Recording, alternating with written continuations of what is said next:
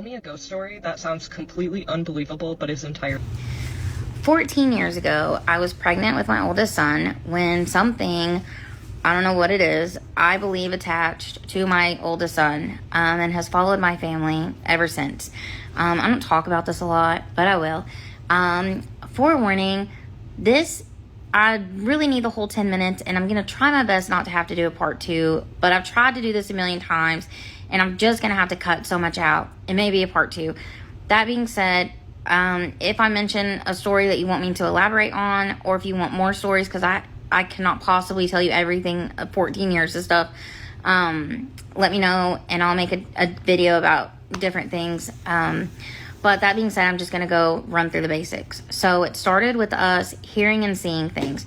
So hearing like somebody call our name, hearing cabinets open and shut, hearing dishes moving around, just different things that literally wasn't happening. We would hear them happen, but they wouldn't be happening. Like I would hear cabinets opening and shutting while I'm looking at my cabinets and they're not doing anything. There have been cases where I saw cabinets open and shut, but not yet. I'm going to try to go in chronological order. So this is during when my son was first born and while I was pregnant. And then we started seeing things. So, for example, we had a cabinet, a countertop that was directly above the junk drawers, literally the size of the drawer. And we would like put our keys and spare change on this countertop when we would get home. And we would sit there and watch, and multiple people had come to my house and witnessed this as well. I think a couple of them are even on my TikTok, and they can comment or make their own videos if they want to and let you know, like, all of what I'm saying has been witnessed by multiple people and absolutely happened.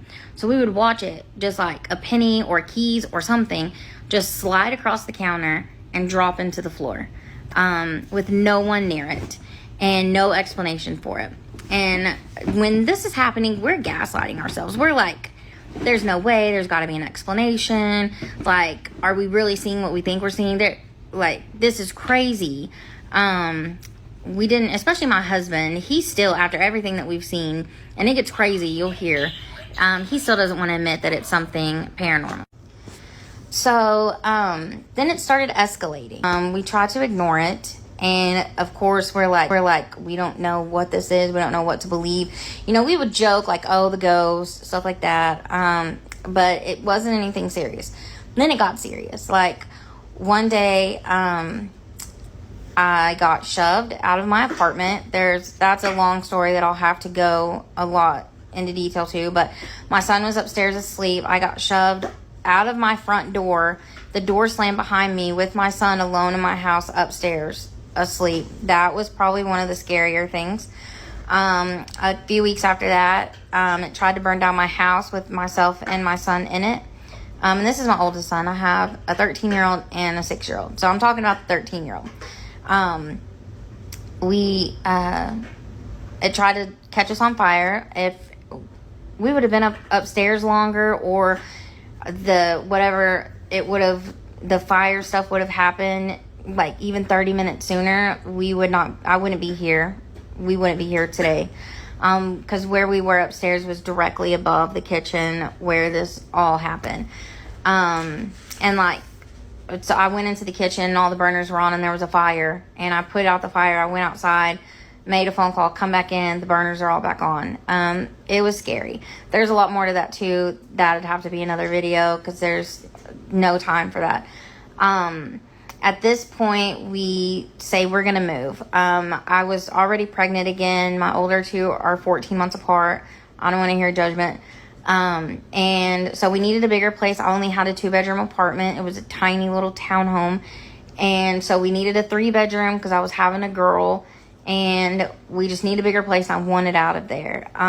So many things had happened, and I was so uncomfortable. I just had an overwhelming feeling of dread in that apartment. And even following us and things happening, I don't think that I felt the level of just fear and dread I felt initially in that apartment. But so we move. I no longer had, my husband worked graveyard at the old apartment. Somebody stayed with me while he worked overnight because I didn't want to be alone. The new apartment, didn't have to stay alone. And then I have a friend who's also, she's a mutual of mine on TikTok. A friend come over, and she was one, I want to say she was one of the ones that she refused to come back to my original apartment because of the things that she witnessed. There was so many people that would never come back. I want to say she was one of them, but she can comment or whatever if that's wrong, or if she can tell you what I'm saying is true. But she was over, and I want to say it was her last time at this the new apartment as well, because she was here. We were sitting I was sitting on the couch by the window, and the window looked out to the front of the apartment. My husband was over by the front door, and my friend was sitting on the other wall on my love seat.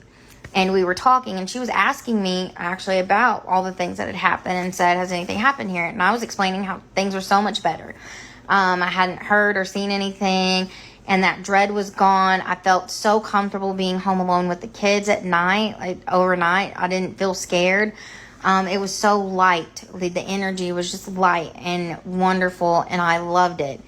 And as I'm saying this, we hear 3 knocks on my front door, and I can't explain this. I don't know how to explain. She can vouch for this. It was not like somebody using their hand to knock, or even like a foot. The only way it had to have been some kind of object, because the noise that knock made was just weird. It wasn't like your typical knock. My husband immediately opens the door because it's a loud knock that's weird, and he's like, what? He's standing right there, so he opens the door.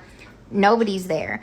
If they ran away this way, they would have had to run through a long breezeway. We would have heard or seen them. I immediately look out the window.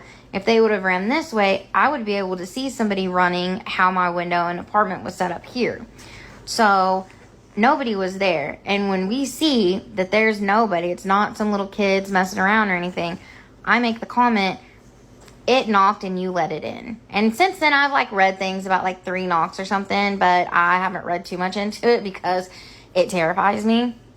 But anyway, so needless to say, definitely most likely let it in, because stuff sliding across the counters happened in our new apartment. It started with that, hearing things, seeing things. I eventually, one day I actually saw cabinets opening and closing that was in the new apartment.